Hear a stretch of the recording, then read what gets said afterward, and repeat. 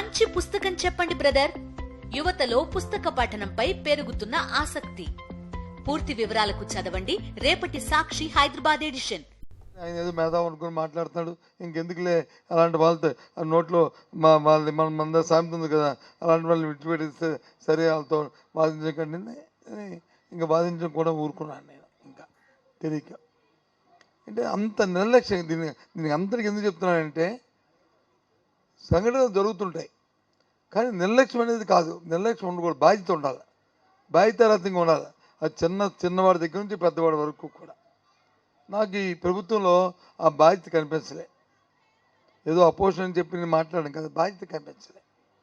సరే దురదృష్టం, రాబోయే కాలం మొన్న ఎన్నికలయ్యాయి కాబట్టి ఇంకా 4 సంవత్సరాలకు టైం ఉంది కాబట్టి పోనీ ఈ 4 సంవత్సరాల బాధ్యత తెలుసుకోవాలని నా కోరిక, తెలుసుకోవాలని నా తాలూకా డిమాండ్ కూడా.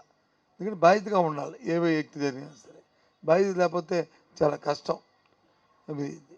ఇవాళ మరి మీ వెంటనే మా నాయకుడికి మరి జగన్మోహన్ చెప్పాం.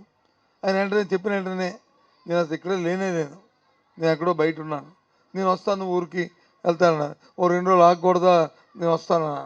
అలా కాదు, ఇంకా 2 రోజులు అయితే లేట్ అవుతుందేటో, పాపం వాళ్ళు బాధపడుతున్నారట కుటుంబాలు ఆ ఊర్లోనూ, లేదని వెళ్తాను. అయితే వెళ్ళండి సార్, పర్వాలేదండి, సీన్ ఉంటాడు, ఎంపీపీ ఉంటాడు, జడ్పీసీ ఉంటాడు, అందరూ ఉంటారు, పెద్దలందరూ ఉంటారు, చెప్తానులేండి.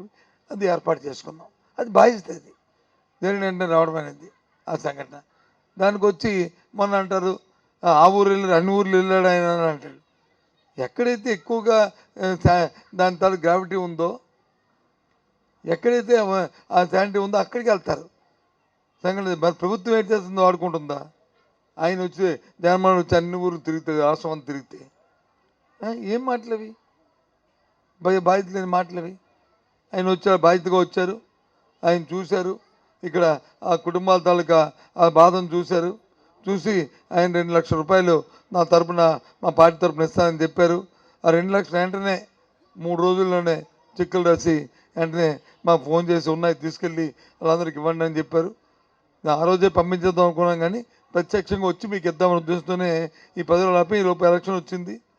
మరి పంపించడం ఎలక్షన్లో ఇవి పంచకూడదనే ఉద్దేశంతో ఆపి అవి అయిపోయింది కాబట్టి ఇప్పుడు ఇవి ఈరోజు పంచడానికి వచ్చి ఇక్కడికి వచ్చాం. ఏదైనప్పటికీ కూడా ఎందుకంటే మన గ్రామాలు, మన ప్రాంతం అంతా సామరస్యంగా అంతా ఉండే మన ప్రాంతం. మిగతా గ్రామాలు, మిగతా రాష్ట్రంలో ఉన్న మిగతా ప్రాంతాల్లాగా మనం వచ్చి ఎవరి మీద జులుం చేసో, లేదా దౌర్జన్యం చేసో, లేదా వాళ్ళ మీద చేసే భావాలు ఉన్న వాళ్ళు మనకు కాదు. ఏ పార్టీ వాళ్ళైనా సరే అంత సామరస్యంగా ఉన్న మన ప్రాంతాలు. అది అలుగ్గా తీసుకుంటే పొరపాటు. అది ప్రభుత్వాలు అది అలుగ్గా తీసుకుంటే మాత్రం అది ఎప్పుడు పిల్లలైనా సరే ఇంట్లో పెడతారు ఉన్నట్టుగా ఉంటుంది. చాలా తప్పు. ఈ వ్యవహారంలో ప్రభుత్వం తాలూకా పనితీరు, ప్రభుత్వం వ్యవహరించిన వ్యవహారం, జిల్లాల అధికారులు వ్యవహరించిన తీరు చాలా ఆక్షేపణీయం. దానికి నేను పూర్తిగా కూడా మొదటి నుంచి ఫస్ట్ డేనే చెప్పాను, తర్వాత అసెంబ్లీలో చెప్పాను, మళ్ళీ ఇప్పుడు కూడా చెప్తున్నాను. అది బాధ్యత లేని వ్యవహారం చేశారు. మళ్ళీ మేము వచ్చి చెప్పిన వరకు కూడా చూసిన పాపాన పోవాలి. వెంటనే ఏముంది, ఆఫ్టర్ ఆల్ ఓ 4 ఊర్లకు వచ్చి నేను చెప్పాను, 4 ఊర్లని రెట్టిఫై చేయడం ఎంతసేపు, 10 ట్యాంకులు తెచ్చి ఇచ్చేసి నీరు ఆపుకొని చేస్తే సరికదా? ఆ మాత్రం చేయకపోతే ఎలాగండి అంటే అలా క్లాస్గా కాదు ఆ దారి అంటానా ఆ ఊర్లో ప్రధానమంత్రిగా వచ్చి దాని పేరు మరుగుదొడ్ల పథకం పెట్టారు. ఈ ఊర్లోనూ ఈ చీపురులోనూ మరుగుదొడ్ల పథకం చేయలేదు, అందుకే ఈ డైరీ వచ్చిందన్నారు. చూడండి ఎంత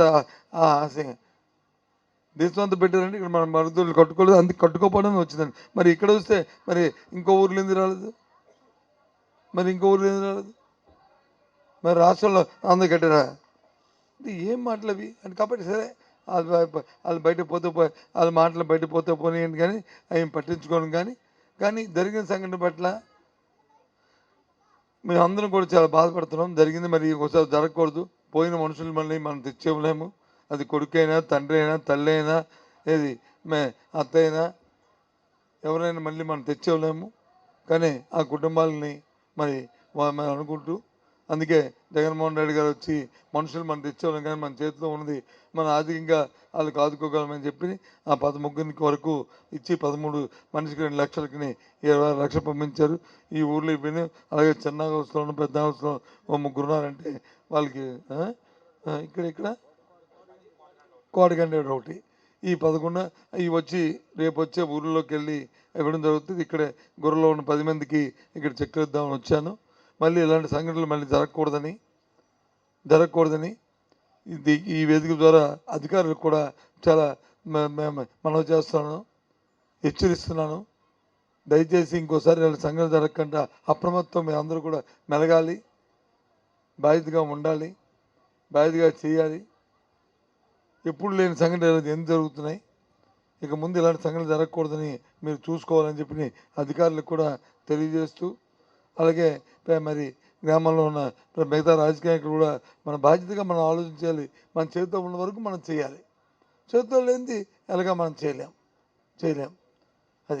అది చేతిలో ఉన్న కార్యక్రమాన్ని అధికారులతో చేయించాల్సిన బాధ్యత మనకు ఉంది. అది చేయించండి చాలు, ప్రజలు బాగుంటారు.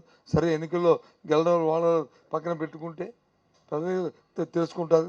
రేపు రాబోయే కాలం ఏం జరుగుతుందో అది భగవంతుడే చూసుకుంటాడు. మళ్ళీ ఇంకోసారి ఇలాంటి సంఘటనలు ఈ ఊర్లోనే కాదు, ఈ మన నియోజకవర్గంలో కాదు, ఈ జిల్లాలో ఇలాంటి సంఘటనలు మళ్ళీ జరగకుండా మరి చూసుకోవడం బాధ్యత ప్రజాప్రతినిధులకి, అధికారులకి అందరికీ ఉన్నది.